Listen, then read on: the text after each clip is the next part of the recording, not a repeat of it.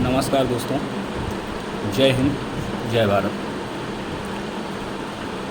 आज 11 जुलाई है और आप सभी जानते हैं कि आज विश्व जनसंख्या दिवस है। तो मेरी एक छोटी सी बात है जो मैं आप सभी को पहुंचाना चाहता हूँ विश्व जनसंख्या दिवस पर।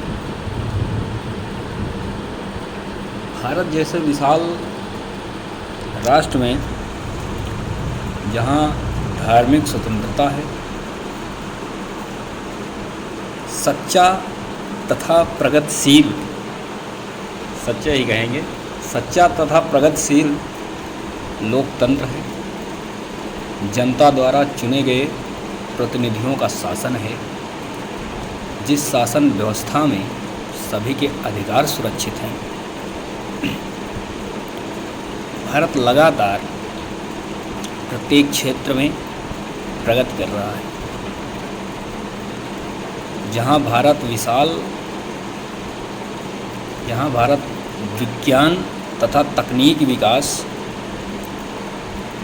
में विश्व में अपना स्थान बना चुका है, भारत अब शक्तिशाली राष्ट्रों की श्रेणी में आ चुका है। खाद्यान्न में भारत अब आत्मनिर्भर बन चुका है। भारत की कूटनीति के कारण आज भारत का स्थान महत्वपूर्ण देशों की श्रेणी में आ चुका है। उक्त उपलब्धियों के बावजूद भी, ये सारी उपलब्धियां होने के बावजूद भी, भारत अब भी आर्थिक दृष्टि से बहुत पिछड़ा हुआ है। हर राष्ट्र से, हर देश से कहीं बहुत ज़्यादा पिछड़ा हुआ है। अब भी एक आंकड़ा, एक रिपोर्ट के अनुसार अब भी भारत देश में 35 से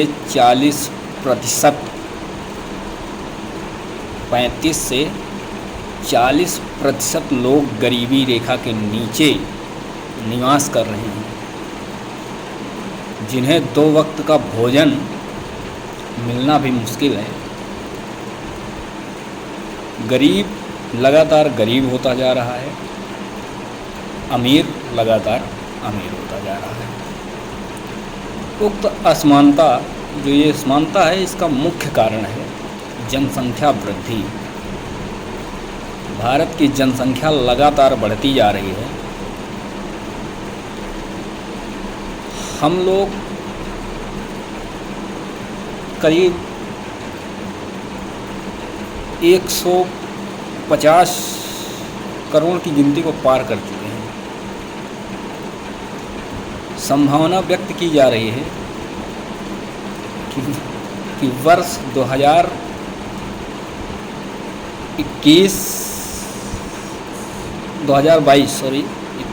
सन 2022 में यह वृद्धि करीब 2 अरब पार कर जाएगी और जनसंख्या वृद्धि की यही दर बनी रही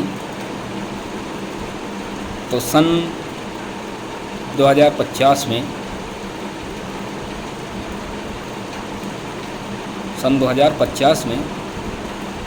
हम लोग 3.5 से 4 अरब की जनसंख्या हो जाएगी इस देश की। भारत आज जनसंख्या की दृष्टि से विश्व में प्रथम स्थान आ चुका है, विश्व में प्रथम स्थान पर। मुक्त जनसंख्या वृद्धि के यदि कारणों की तलाश करें तो इसके मूल में अशिक्षा, धार्मिक अंधविश्वास, जनशक्ति महत्व, गलत परंपराओं पर निर्भर रहना, संचार तथा जनजागृति के अभाव आदि हैं, जिनका सहारा लेकर जनसंख्या में वृद्धि की जा रही है।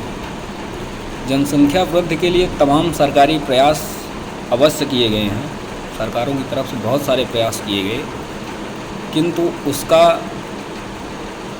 कारगर असर दिखाई नहीं दिया है।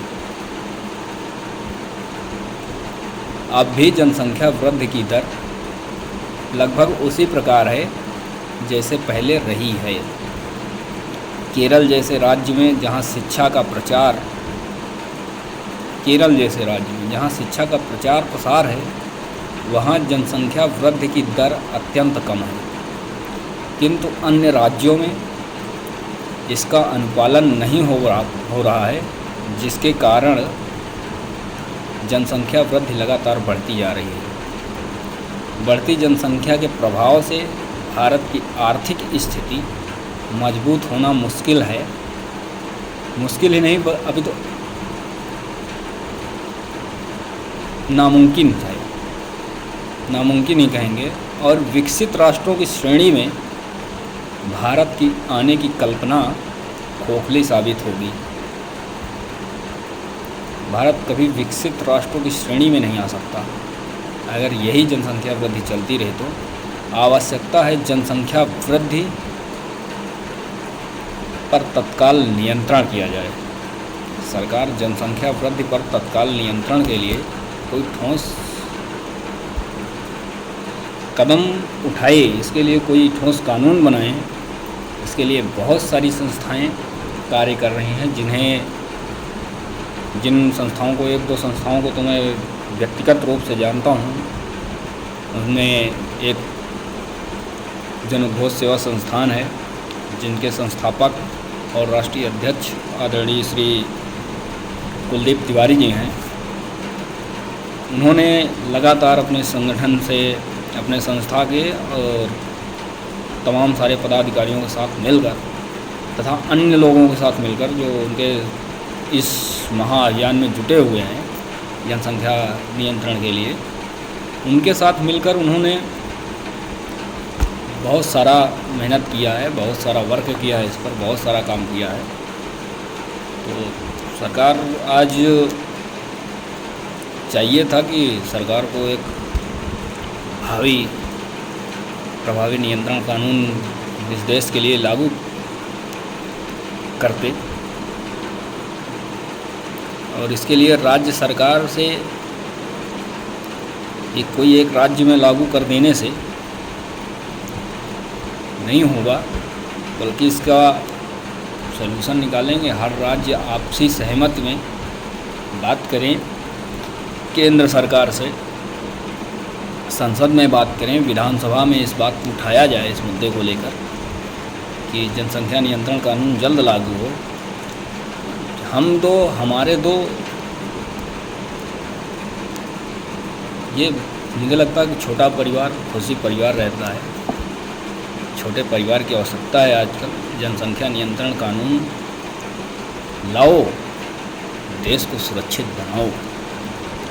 जनसंख्या कानून लाना इस देश में बहुत ज़रूरी हो गया है, क्योंकि देश